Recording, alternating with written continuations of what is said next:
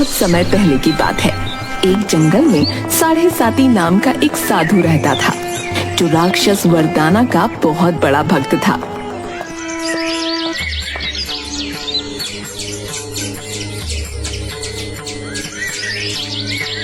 एक दिन साढ़े साती जंगल में बैठकर राक्षस वरदाना की तपस्या कर रहा था। हे राक्षस वरदाना, 20 वर्षों से मैं दिन रात तेरी तपस्या कर रहा हूँ। अब तो तुझे मुझे दर्शन देना ही होगा। राक्षस वरदाना, मुझे दर्शन दो। राक्षस वरदाना, मुझे दर्शन दो। साढ़े साती साधु के बार बार कहने पर राक्षस वरदाना प्रकट नहीं हुए। लगता है आप अपने भक्त की परीक्षा ले रहे हैं। कोई बात नहीं, जब तक आप मेरे सामने प्रकट नहीं हो जाते तब तक मैं हंसता ही रहूंगा।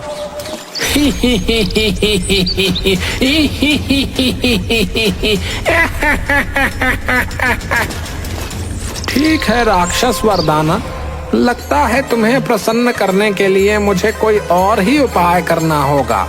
इतना बोलकर साढ़े साती साधु ने अपने बगल में रखा हुआ सांप का पिटारा खोल दिया और पिटारे में बैठे हुए सर्प को देखकर बोला, अरे देखता क्या है काले सर्प, मुझे तब तक काट जब तक राक्षस वरदाना प्रकट नहीं हो जाते।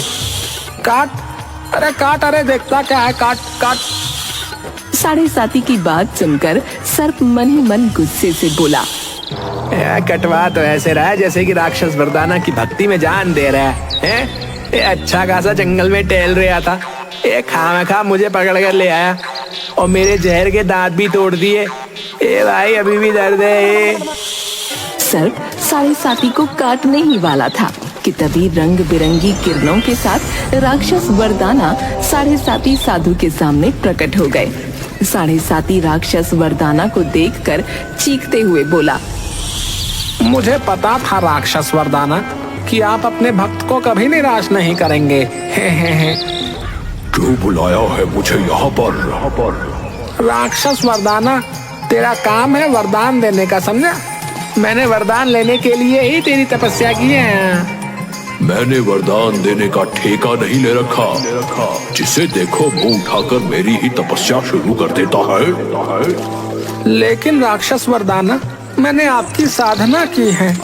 अगर आप मेरी साधना से प्रसन्न नहीं हुए तो फिर यहाँ पर क्यों आए हो? क्या गाना गाने के लिए आए हो? बकवास बंद कर साढ़े साती। मैं यहाँ पर तेरी साधना से प्रसन्न होकर नहीं आया, बल्कि बेचारे इस सर्प पर तरस खाकर यहाँ पर आया हूँ। तूने इसके दांत तोड़ दिए। बेचारा ये रोज तुझे डसकर बहुत तकलीफ में रहता है। मुझसे इसकी तकलीफ देखी नहीं गई, इसलिए मैं यहाँ पर चला आया।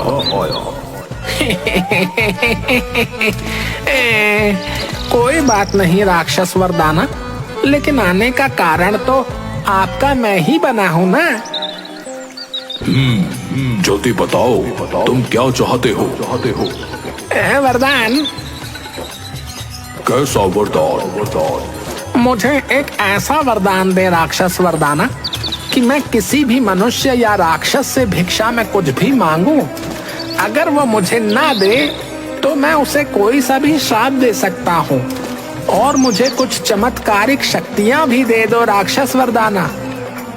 ठीक है, लेकिन याद रहे साढ़े साती, तूने अगर किसी को श्राप दिया और अगर वो श्राप घूम फिर कर तेरे ही पास आ गया तो तेरे अंदर चमत्कारिक शक्तियाँ उसी समय समाप्त हो जाएंगी। मुझे कैसे पता लगेगा कि मैं किसी को श्राप दे रहा हूँ तो वो काम कर रहा है?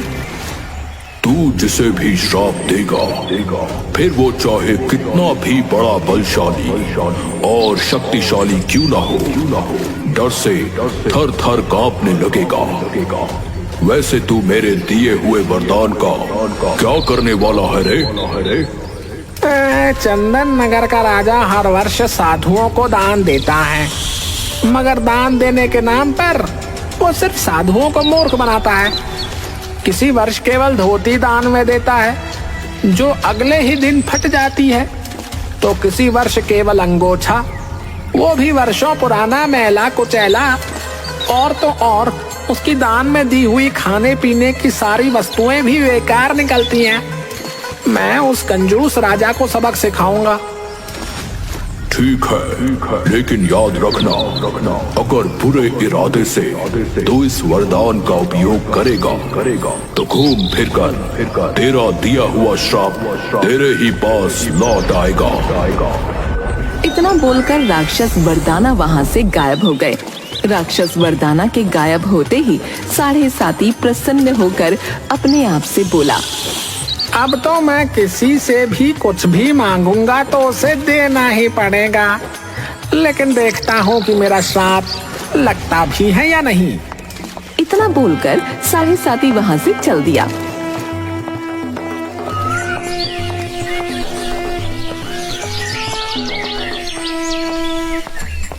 वो कुछ ही दूर चला था कि तभी जंगल में उसे एक राक्षस हाथ में मुर्गी पकड़े हुए दिखाई दिया। ये मुर्गी तो बहुत सुंदर है, मुझे ये मुर्गी चाहिए। साढ़े साती उस राक्षस के पास जाकर बोला, सीधी तरह से ये मुर्गी मेरे हवाले कर दे। आई, तुम्हारी इतनी हिम्मत कि तुम मुझसे मुर्गी मांग रहे हो? मुर्गी मेरा सबसे पसंदीदा व्यंजन है। आज रात में तंदूरी मुर्गी खाऊंगा।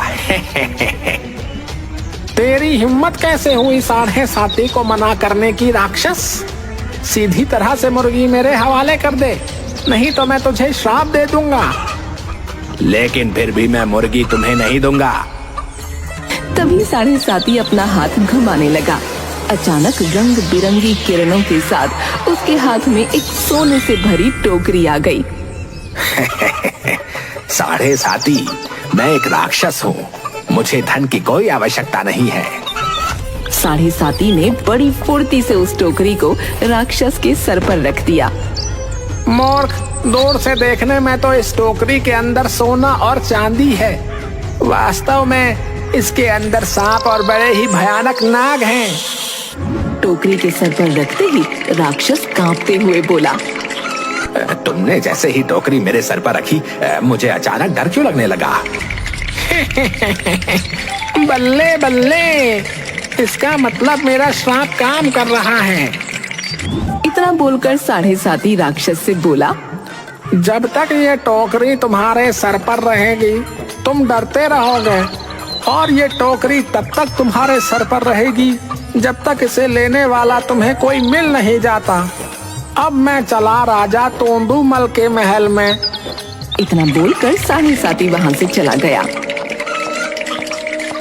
साढ़े साती के जाते ही अचानक एक चूहा राक्षस के सामने आ गया। इस चूहे को देखकर मुझे तो बहुत ही ज्यादा डर लग रहा है। मुझे अपनी जान बचाकर यहाँ से भागना चाहिए। राक्षस को डरते देख चूहा आश्चर्य से अपने आप से बोला, ये राक्षस तो मुझे देखकर बुरी तरह से डर रहा है। पहली बार मुझे शेर बनने का मौका मिला है, क्यों ना मैं इस राक्षस को ही चूहा बना दूं। इतना बोलकर चूहा अचानक राक्षस के पीछे पड़ गया। राक्षस सर पर टोकरी पकड़े हुए वहाँ से भागने लगा। इधर चंदन नगर का राजा तोंदुमल अपने सलाहकार बंसीलाल के साथ बैठा था। बंसीलाल एक 30 वर्षीय व्यक्ति था जो हमेशा राजा को मारकर राजगद्दी हथियाने की सोचता रहता था और हमेशा राजा का बुरा सोचता था, मगर राजा उसकी सोच को नहीं जानता था। वो बंसी को अपना हमदर्द समझता था। बंसीलाल, क्या सारी तैयारियां हो गईं? हाँ महाराज, आपके कहने के मुताबिक सारे व्यंजन तैयार कर लिए गए हैं।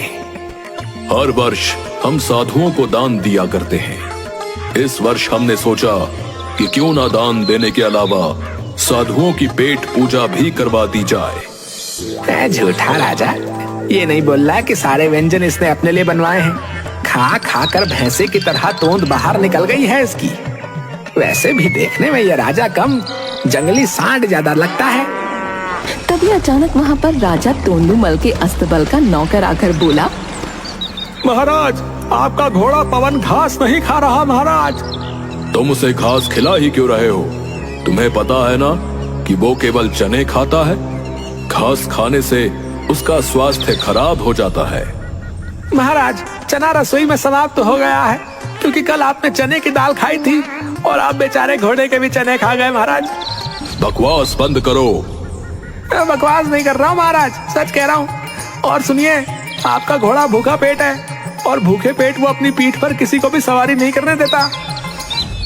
यही मौका है राजा को रास्ते से हटाने का।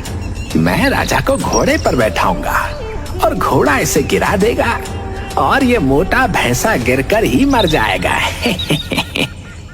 बंसी अस्तबल के नौकर से बोला। तुम कहना क्या चाहते हो दो कौड़ी के नौकर, हैं? कि महाराज अब इतने गए गुजरे हो गए हैं कि वो अपने घोड़े की भी सवारी नहीं कर सकते। तुम देखना, महाराज घोड़े की सवारी अभी करेंगे। हाँ हाँ, हम अभी अपने घोड़े की सवारी करके सबको चौंका देंगे।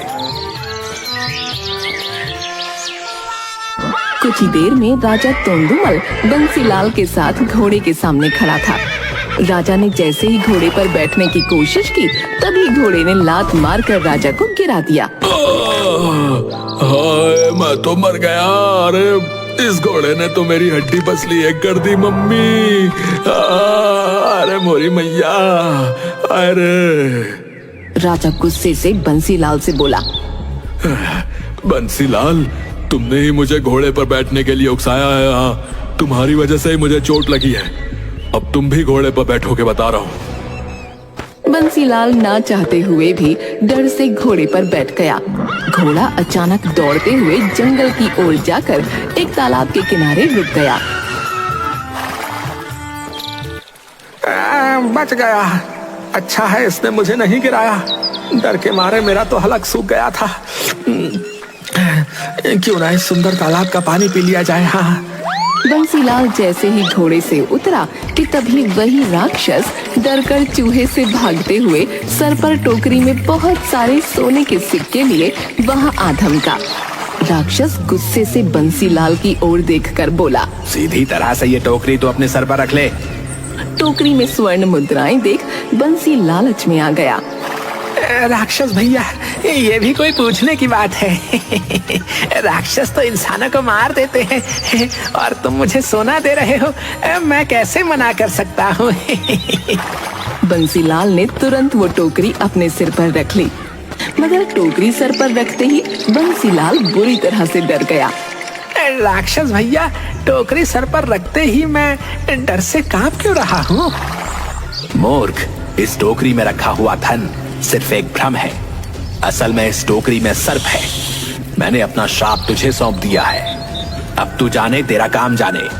जब तक ये टोकरी तेरे सर पर रहेगी, तब तक तू डर से कांपता ही रहेगा। इतना बोलकर राक्षस वहां से चला गया। मैं अब क्या करूं? ये राक्षस तो मुझे मुसीबत देकर भाग गया। हाँ, एक उपाय है। जिस तरह से राक्षस मेरे सर पर टोकरी रखकर भाग गया, उसी तरह से मुझे भी अब अपने ही जैसे मूर्ख को ढूंढना पड़ेगा, ताकि मैं ये टोकरी उसे देकर अपनी जान छुड़ाऊं। इधर राजा तोंदुमल अपनी पत्नी रानी मुन्नी से बोला। अभी तक बंसीलाल नहीं लौटा। साधुओं के आने का समय हो गया है। महाराज, साधुओं के आने का समय नहीं हो गया है, बल्कि साधु बाहर ही खड़े हुए हैं। बंसीलाल का इंतजार मत कीजिए। आप तो जानते हैं, हमारे राज्य के साधु जरा सी बात पर श्राप दे देते हैं। तुम बिल्कुल सही कह रही हो। चलो बाहर चलते हैं और साधुओं को दान देकर आराम से बैठकर बातचीत करते हैं। राजा तोंदुमल अपनी पत्नी रानी मुन्नी के साथ बाहर चला गया। बाहर 4 साधु खड़े हुए थे। एक साधु क्रोधित अवस्था में राजा तोंदुमल से बोला। महाराज, मैं आपसे दान लेने नहीं आया, बल्कि आपको श्राप देने आया हूँ। लेकिन क्यों साधु महाराज, मुझसे कोई गलती हो गई? पिछले वर्ष आपने दान में जो मुझे गुड़ दिया था, उसमें चींटियां ही चींटियां निकली थी। और मुझे अनाज मिला था, उस अनाज में चट्टान के अलावा कुछ भी नहीं निकला था। मैं भी आपको श्राप देने आया हूँ। और मुझे दान में जो दूध मिला, उससे मेरी सेहत एक दिन भी नहीं बनी। मतलब साफ है कि उसमें पानी मिला हुआ था। मैं भी श्राप देने आया हूँ। मुझे जो वस्त्र आपने दिए थे, उसमें इतने छेद थे कि मुझे अपनी कुटिया में रोशनदान बनाने की भी जरूरत नहीं पड़ी। मैं भी श्राप देने आया हूँ। ये सुनकर राजा तोंदुमल बुरी तरह से कांपते हुए बोला, मुझे क्षमा कर दीजिए। इस वर्ष मैं आप सबको भोजन भी अपने महल में ही कराऊंगा और दान स्वरूप एक एक धोती दूंगा। ये सुनकर एक साधु क्रोधित होता हुआ बोला, धोती देने से क्या होगा महाराज? अगर धोती ही दान कर रहे हैं तो उसके साथ एक अंगोछा भी दान कीजिए। क्षमा करिए साधु महाराज, ये तो मैंने सोचा ही नहीं। चलिए कोई बात नहीं, अंगोछा अगली बार दान कर देंगे। इस बार आप धोती और भोजन से ही काम चला लीजिए। तभी वहाँ पर 7.5 साधु आ पहुँचा। 7.5 साधु को देखकर राजा चौंकते हुए बोला, आपको तो इससे पहले मैंने अपने राज्य में कभी नहीं देखा। मैं इन सब की तरह बेकार साधु नहीं हूँ, बल्कि मैं एक बहुत पहुंचा हुआ साधु हूँ और मैं जिससे कोई भी वस्तु मांगता हूँ उसे देनी ही पड़ती है। अरे ये भी कोई जबरदस्ती है? हाँ जबरदस्ती है। मैं चाहूँ तो तुझे इसका नमूना भी दिखा सकता हूँ।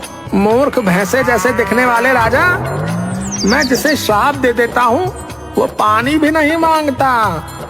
तभी राजा की पत्नी रानी मुन्नी राजा से बोली, ये साधु वाकई मुझे बहुत ही पहुंचा हुआ मालूम पड़ता है, इसलिए इसके साथ नौटंकी मत कीजिएगा।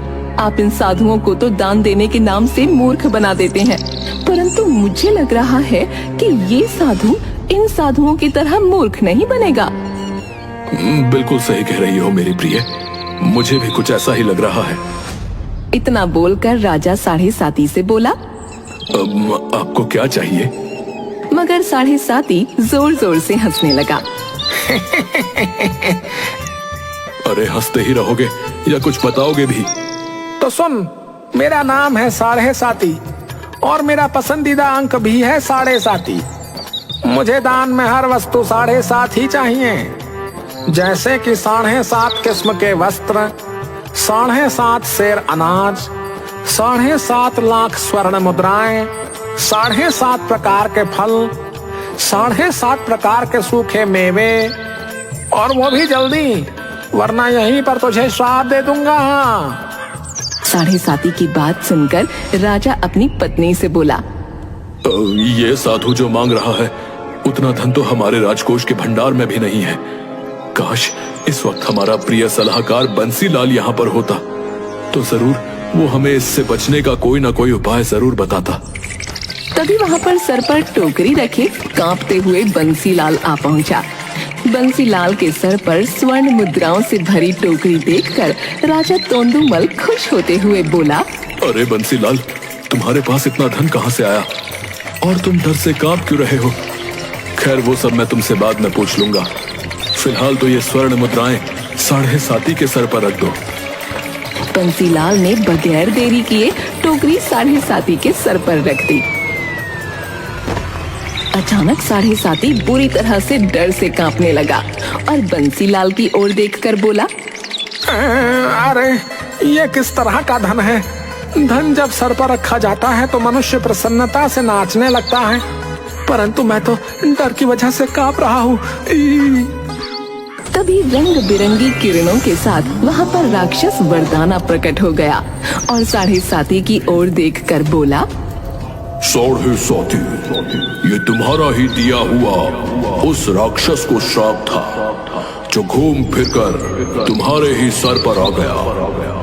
और मैंने कहा था अगर तुम्हारा श्राप घूम फिरकर तुम्हारे ही पास वापस आ जाए तो फिर मेरा ये वरदान उसी समय समाप्त हो जाएगा। इतना बोलकर राक्षस वरदाना वहाँ से गायब हो गया और 7.5 डरते हुए वहाँ से भाग गया।